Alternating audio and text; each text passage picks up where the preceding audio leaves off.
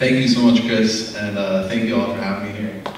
So, really quickly, our programs are injury prevention programs. So much of what we've talked about here is on physical activity. But one of the huge issues we face in the United States is actually getting kids to school actively and safely.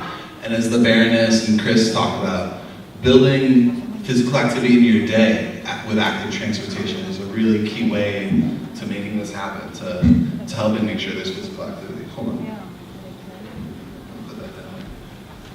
So our program has three main goals. So as you can tell, we're the Walk Safe and Bike Safe program. So number one, obviously, is safety to us. We really want to reduce the number of pedestrian and pediatric injuries and while walking and also while bicycling. Second, as well as physical activity. And then also encouraging the use of the built environment. So making sure we have walkable and bikeable built environments. And how do we incorporate this? One of the things we actually went across doing is to create a model that made us a well-rounded program, an evidence-based program, as Chris talked about, is that we took in 6 E's into consideration. And this was actually passed down by one of our national partners, Safe Routes to School. And so these 6 E's actually go through what is education, so our curriculums that we teach in the schools, encouraging outreach events, activities within the school population, within the community. You also have equity. So this was an additional one recently that was added. So making sure that what we do is equitable and that everyone has access to this and is receiving it. But not just has access, but it's reaching communities that are in higher needs than others and making sure that we go above and beyond for those communities and helping out.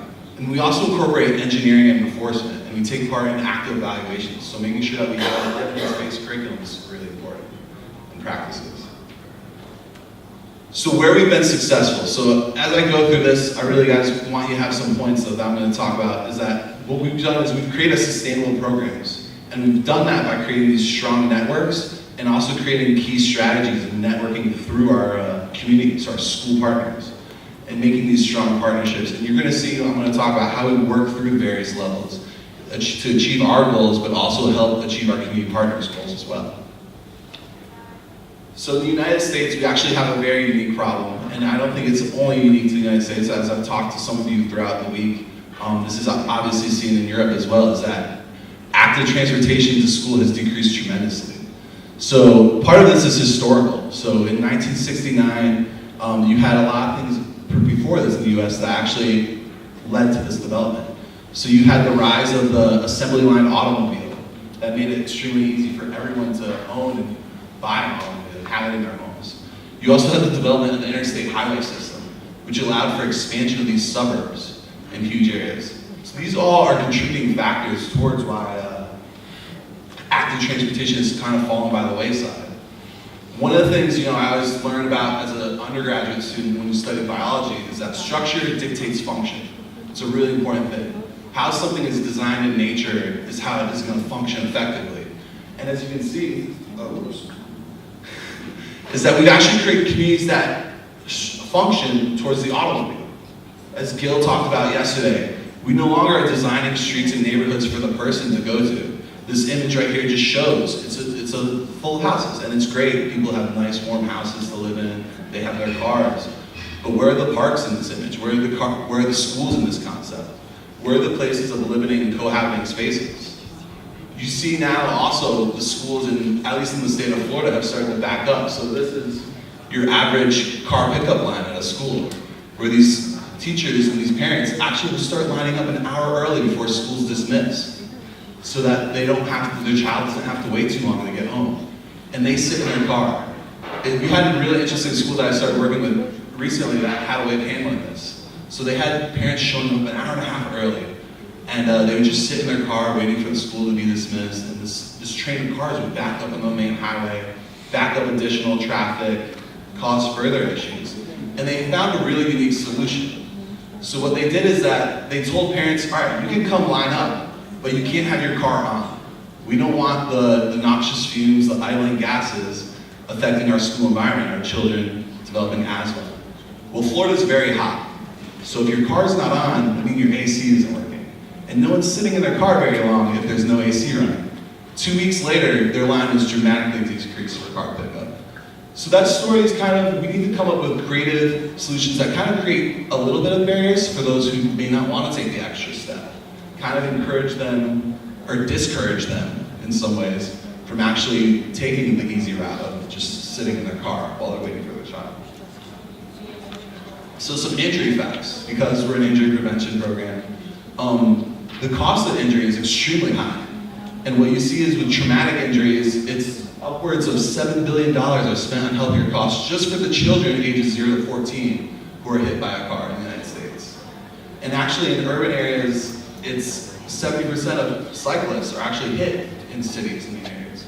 This image is actually from one of the newspapers, The New Yorker, and it's a great cartoon animation of what it is like living in a city in the US. Is that this is the structure that dictates function of we want to drive by cars everywhere, doesn't actually enable us to safely walk around our neighborhoods. How many of you have been walking on a sidewalk and when you see a mother and child coming, you may tuck up along the window to let them by, or you kind of tightrope the edge of the sidewalk so as not to fall into the street. This is a very telling image of kind of how we're designing our communities and our neighborhoods. So a little bit about why we started. So Florida in the United States is actually one of the worst states for pedestrian and bicyclist injury rates and fatalities. And this image in 2000 shows a little bit about that. So this is Miami-Dade County, and up close is Liberty City, which is actually a very low income area. This isn't near any tourist attractions. It's not a walking neighborhood that you can see that leads to this high incidence rate. But it's a way of how we design our communities, our neighborhoods. And so we found this in 2000, this huge number of children. This is only children's injury rates right here, not adults. And we had an issue we had to tackle. So where we first started is in 2001, we actually formed up this task force. My director, Dr. Haas, previously she worked with adults with traumatic brain injuries in the trauma center. And all of a sudden, in 2000, they started seeing all these children coming into the trauma center being hit by cars. And I don't know if you know, a trauma center isn't just a broken arm or something. These are really traumatic brain injuries, spinal cord injuries, life-threatening injuries that could actually kill someone or set them up for lifelong disabilities. So along this room, in this room, there's actually trauma surgeons. Dr. Jane Greenberg, who's with the school district in Miami-Dade County, was there. She's in this picture. But you also had the transportation authorities, the public works. So we brought together everyone in the community that has some kind of say of what impacts our safe and active transportation. And what ended up happening is we started with the Walk Safe curriculum. So we created this pedestrian-friendly curriculum for elementary school-age children, and it's broken into 3 days. Kind of, the mother of learning is repetition, right? So we created this curriculum that each day the children are learning something new. So the first day it's in their homeroom classroom, the teacher's talking to them about it, sharing with them keywords and definitions. The second day, they're in the PE, physical education classroom. They're actively doing these simulations, whether on a street corner near the school or a street corner that the PE teacher creates. And then the third day, they actually regurgitate this image. They actually do a creative exercise where they create their own poster, their own safety message of what they thought the most important concepts were. So they make their own interpretation of it. So really reinforcing everything else that they have learned throughout this, incorporating different learning models. We created this curriculum in a very easy way to use for teachers. And we wanted to make sure that this was one whole package that was easily created. So what we had in it was an ideal lesson plan. So these teachers for 1 day out of the week, they didn't have to create anything. They just went into class and they ran this with their students. We made sure that all the health learning modules, standards were there, the physical education standards were incorporated, so that whatever the county and the district and the state required was also available. We also made this free and available online. And we took it even one step further, is that we actually made the trainings available online as well. So we tried to reduce all barriers as possible to make sure this was available in the community. And what we saw is that we were able to educate consistently teachers throughout the years. So this slide shows from 2007 onward, from when we actually started tracking this closely. And for every year after that, we've actually reached over 100,000 children in elementary schools in Miami-Dade County with this curriculum, just by having it easily accessible. We also had the benefit of the school board actually mandating it for us, so that all children in 2003 were required to learn about pedestrian safety. So we worked on a policy level as well. I'm going to talk a little bit about that as we get into this a little further. But this had an outcome. So in 2013, this is what Miami-Dade County looked like for children being hit by cars while walking in their neighborhoods. And just a little bit of a refresher, so you can see what it was like before. It made a huge impact. A really big difference just through an educational curriculum. Mind you, we're not working full-time on funding active transportation in the built environment, but just on making sure we're educating children about how to properly use their environment. I don't know if some of you may know this, but children actually don't develop their full peripheral vision fully until the end of elementary school and into middle school. So if all of you want to stand up real quick, we got a little exercise. Get you moving around. All right, so if you guys just look straight ahead, and out the corner of your eye, you can see certain colors. And you can even hold your hands out like this, and you can see where they reach, and you can see your fingers. So if you bring them closer, you'll see they get further and further in your field of vision.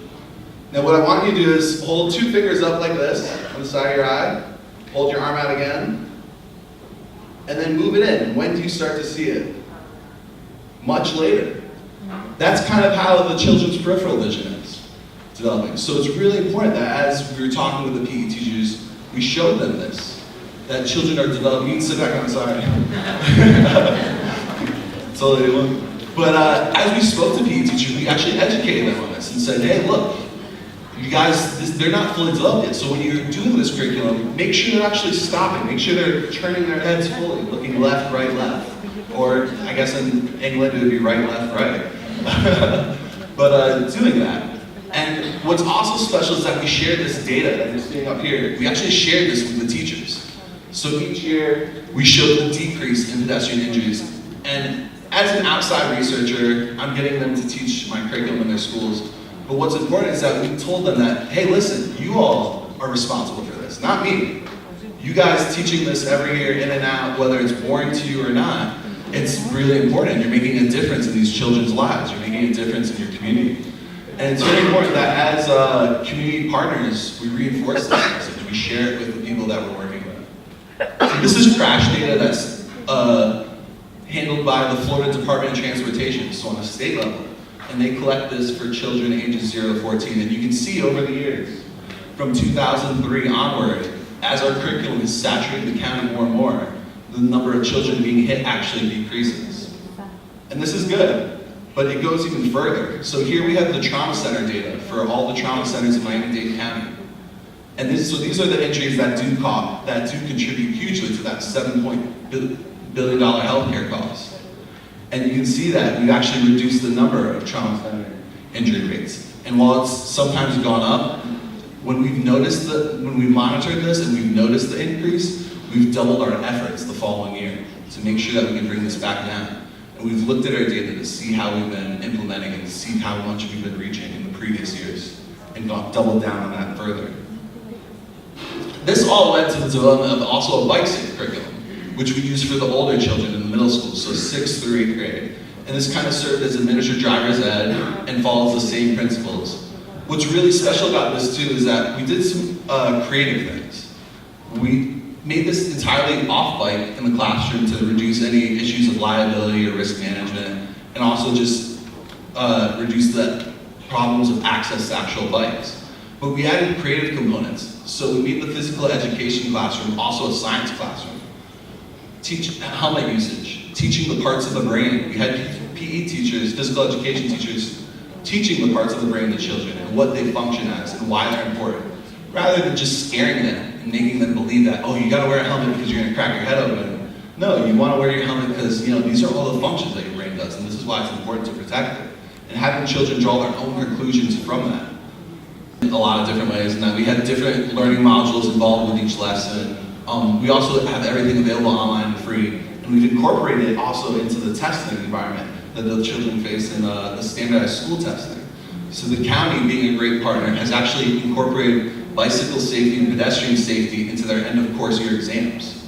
And that's another level that we, may help make policy change in making sure that teachers actually do teach this safety information and help their students develop. This curriculum is much younger than the other one, so its reach is still growing. But even over the years, we've actually been able to leverage it and get it higher and higher. And one of the ways we've been able to do that is by actually leveraging our partnerships within our system. So this is really where I want to help you guys take something from this, and that we've accessed there's multiple layers to our school district. And as we're an outside organization trying to get them to teach a pedestrian safety thing, we have no control whether or not they do it. They could tell us no, kick us out the door, and see us on our way. But one of the things that we created buy-in. So at the top, we got the school board to actually do this mandate in support of it. And what we do is we follow up yearly with the school board, and they do mandates and resolutions that, hey, it's National Bike Month. You know, make sure your teachers are doing bicycle safety and all that in class. It's Florida Bike Month. It's International Walk to School Day. And we continue doing these efforts with the school board because it's always nice PR and you know, they get their photos and everything, and it's a great model to follow. But then we also access through other layers. So we access through the region directors. So the county is actually broken up in the north, central, and south. And these region directors oversee those areas. And they're another additional layer of, hey, can you guys get this message out to your schools? And what happens is, by the time it reaches the PE teachers, they've seen it 3, 4, 5 times. So then when we go to them and we call them or email, they've already heard of us. And they know that this is important because their region director has spoken to them, their director of physical education and health has spoken to them about it, and the school board has actually accepted it. So this is a great example of how you can kind of, with low energy costs, low work input, working through different levels, make your job a little bit easier. We've done something else, is that we've actually given back to this community, this school community, as I call it. And while we built a house here, one of the things we created is actually this community traffic safety team. And so this involves a lot of local partners, and it goes beyond just the school. So as we've been talking about active transportation and our built environment, one of the ways we've been able to improve on that is actually through this community traffic safety team, the CTST as they call it. And with this, we brought in local partners. So it's the Florida Department of Transportation, the MPO, so it's the Metropolitan Planning Organization. So for the actual city, this is the group that plans out roadways, does design projects. We've also brought in local municipalities. And then on the school side of it, we brought in the school police, the school director of safety and maintenance. So these are all the players that have an impact on what goes into the school environment. And then and then we can impact the federal and state agencies who can make change. So this is really important, is you kind of create this community within your school, making change outside of it. We've developed a strong network. So as you can see, a lot of these people that have been funding us or have been partners with us, we've maintained these relationships throughout the years. And especially with BSU, so the National Safe Routes to School program has actually changed. So it's Safe Routes in general. And they've actually started picking up projects of safe routes to food as nutrition issues have become a new thing in the States. We also stay as a close partner with the Department of Transportation and Public Works. They're a large funder of our projects and actually help in building the safe networks within the school communities and within the neighborhoods. So it's really strong to maintain these relationships. And then lastly, we do a lot of community outreach. What you want to do is engage the schools. And this is where equity actually comes into play a lot, is that I've had a tendency to focus our community outreach, repetitive ones, in areas that are hard to reach in low-income areas. Because they don't often get these resources. And we've seen dramatic changes. So there's one school in particular, this young man in the bottom with a bike trailer in the back.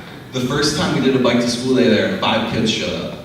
And it's heartbreaking to me, because this is, I'm trying to get kids biking to school and everything, and you do one and 5 kids show up. But we didn't give up. The second year we did it again, 20 kids showed up.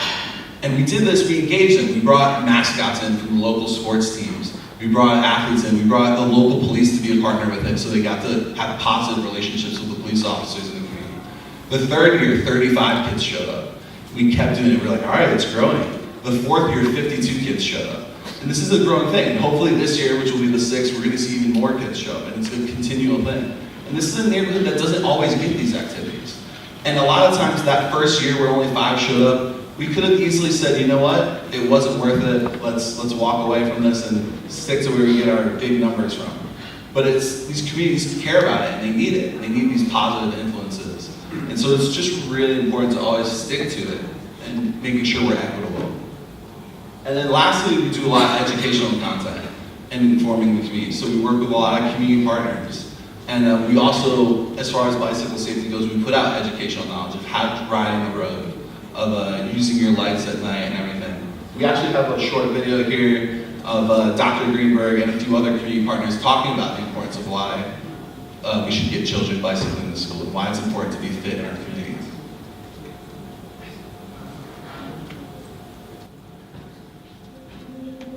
When you go into any community, any city worldwide, you always see the bicycles on the racks where you can, rent the bicycle and you take it from point A to point B within the realm of their map.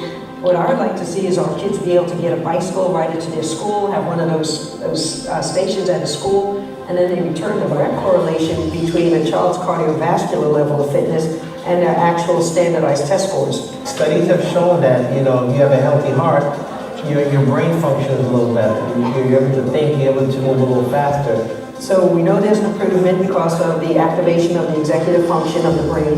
You see more attention, concentration, memory, and those are the skills that are inherent in learning. People just need to move, and being sedentary or physically inactive is just as hazardous as being overweight or smoking or any of those other health issues that we're seeing in the United States.